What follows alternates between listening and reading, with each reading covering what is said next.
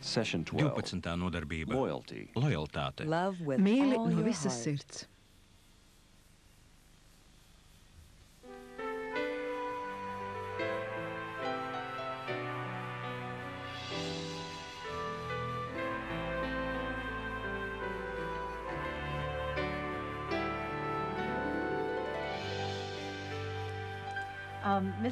Grifita kungs, viņš ir bankas menedžeris, iecēla mani par visas nodaļas vadītāju. Tas ir lieliski, mīļais, lepojos ar tevi, apsveicu. Tagad esmu atbildīga par daudz vairāk cilvēkiem. Sveiki! Vai kāds ir mājās? Sveiks, dēls, kas tevi šur patvedis? Es braucu no darba uz mājām, es nopirku to žurnālu par kokapstrādi, kur tu vēlējies. Paldies! Un ja vielas otrajā galā es sajūtu šo cepumu smaržu. Diez vai tev atradīsies pāris minūtes, lai dažu saprast? Pamēģini man pierunāt. Atnesīšu tev pienu pie cepumiem. Paldies! Čau, Lilit! Čau! Kā tev iet? Labi. Ko te dari?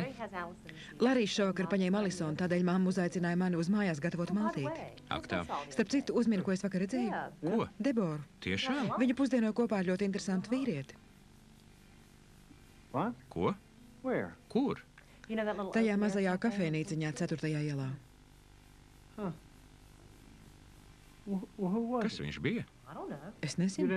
Tu nepajautāji? Nē. Viņi bija iegrimuši sarunā, ka man negribējās viņus traucēt. Tas nemaz neizklausās pēc Deboras. Nē, neizklausās. Vai tu esi pārliecināta? Pilnīgi viņi sarunājās un smējās kā seni draugi. Man likās, viņi labi pazīst viens otru, viņš bieži pieskārās viņas rokai. Nē. Te bija jābūt kādai citai. Debora nekad neko tādu nedarītu. Kas tur ļauns, ka Debora paēda pusdienas ar draugu? Lilita, Debora ir precēta sieviete. Mūsdienās cilvēki to dara katru dienu. Tas vēl nenozīmē, ka tas ir pareizi. Tas tiesa.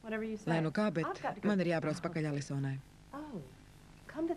Taču labāk padomājot, tā nebija kafejnīca 4. ielā, bet gan itāļu restorāns 6. ielā. Un tā nebija Debora, bet tas bija tu. Mamma, paldies par pusdienām, tās bija ļoti garšīgas.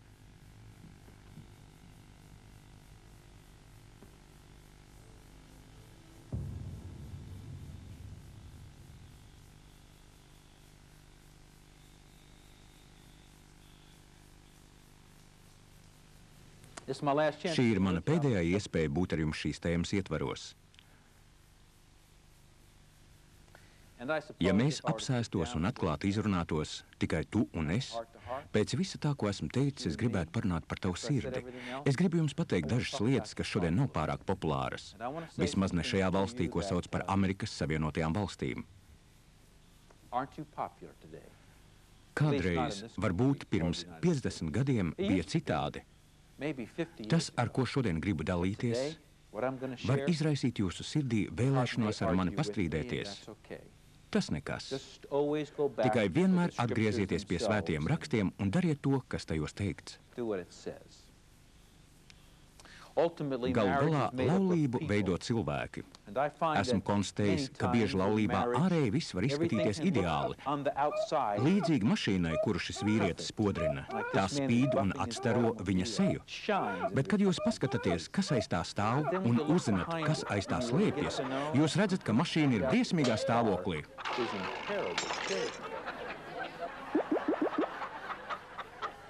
Tik daudz reižu es redzu, ka laulības ārēji izskatās tik pareizas, labi nokrāsotas, jaukas. Tad, kad jūs paskatāties, kas aiz tā stāv, jūs redzat, ka to satur šķērs koki un dažas naglas.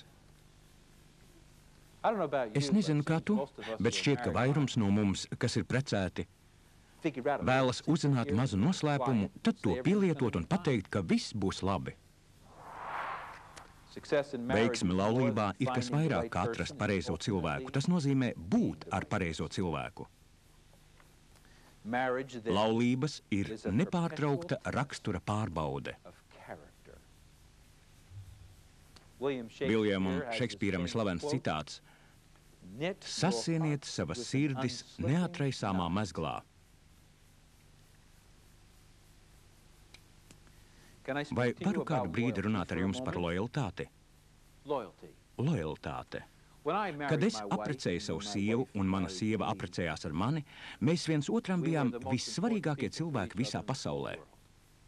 Mēs, līdzīgi jums, izvēlējāmies šo cilvēku no visiem citiem cilvēkiem, kurus jebkad bijām satikuši vai atkal satiksim. Mēs tik dažādos veidos un tik bieži esam teikuši viens otram, es būšu tavs un es gribu, lai tu būtu mana.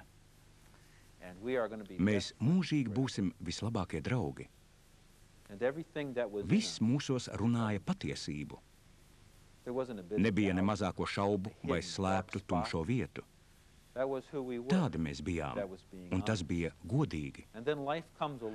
Tad dzīve turpinās, un tā sāk izaicināt, pārbaudīt grūtībās šīs lojaltātes. Tādēļ, ka otrs cilvēks mums nepiekrīt, vai arī mēs konstatējam, ka ar mums nav viegli dzīvot kopā. Mēs esam sāpinājuši otru cilvēku, un tādēļ mēs jūtamies briesmīgi. Ja neesam uzmanīgi, dzīvē parādās lietas, kas liek mums izjust lojaltātes trūkumu.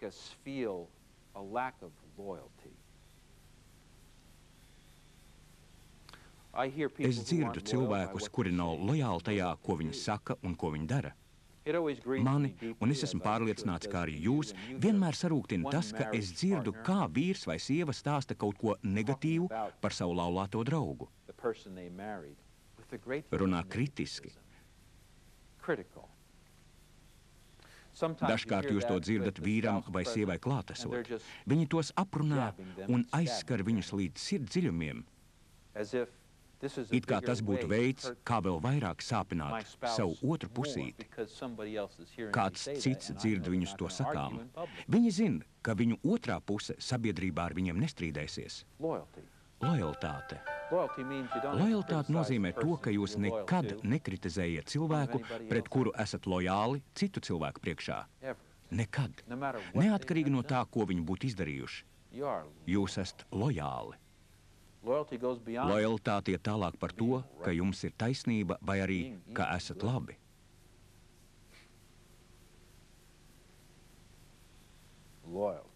Lojaltāte. No visiem cilvēkiem es gribu būt vislojālākais pret savu sievu. No visiem cilvēkiem jūs gribat būt vislojālākais tieši pret savu sievu vai vīru. Lojaltāte var tikt sasista, tai tiek uzbrukts. Dzīvē tā bieži notiek. Jautājums ir par to, ko jūs ar to darāt. Lojaltāte ir saistīta ar sirdi. Kad jūs, tāpat kā es, dodat padomu laulātiem pāriem, jūs redzat, ka brīdī, kad viņi galu galā šķiras, izrādās, ka lielākā daļa no tiem nav bijuši uzticīgi. Laiku pa laikam jūs saskarties ar laulību, kas izjūg, un tas nav jautājums par amorālu rīcību, bet gan par lojaltātes trūkumu.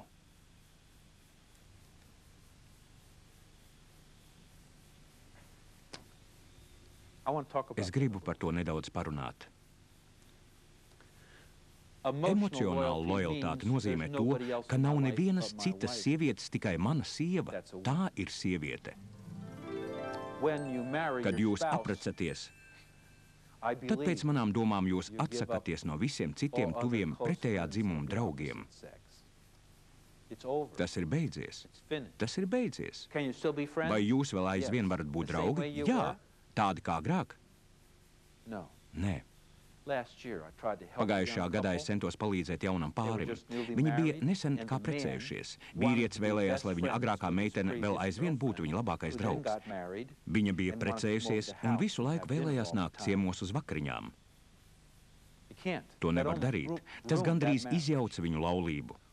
Kad jūs apprecāties, tad emocionāli viss, kas jums ir un kādi jūs esat, tas viss ir vērsts pret jūsu laulības partneri.